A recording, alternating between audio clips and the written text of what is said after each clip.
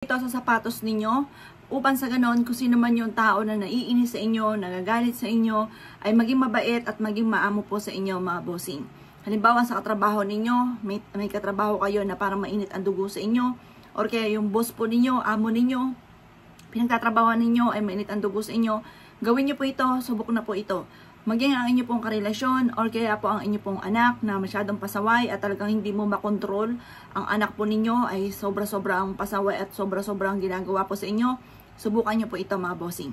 Isulat nyo po dito ang tunay na pangalan ng inyo pong problema sa buhay at pagkatapos mga bossing ko ay sunugin nyo po ito.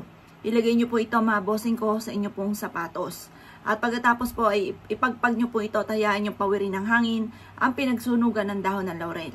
At pwede rin naman po na isulat nyo ang tunay na pangalan at ipilido po niya dito at ilagay nyo po ito sa inyong sapatos at suotin nyo po siya. Pwede rin po yun. Pero makapangyarihan din kapag po ito'y nasunog at yung mismong abo po niya ay napawid na ng hangin, panawagan po yan.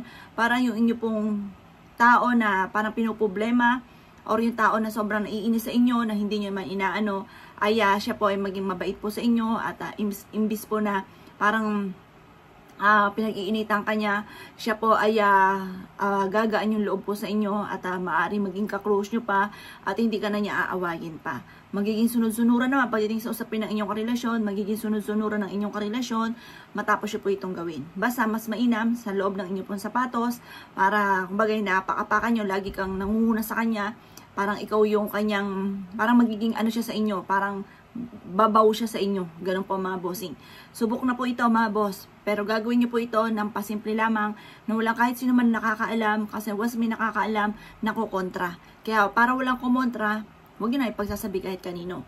Subok na po ito. Kaya ako ikinaniniwala at nais po itong gawin. Huwag ka na magpatumpik-tumpik pa. Subukan niyo po itong gawin. Ilagay niyo po ito sa inyo pong sapatos. Gawin niyo po ito ng Tuesday or Friday lamang. Dahil ang mga ganyang araw ang pinaka-powerful pagdating sa usapin ng mga gatong mga pamamaraan. Kaya ako ikinaniniwala at nais po itong gawin. At siya mga boss, good luck po sa inyo po lahat.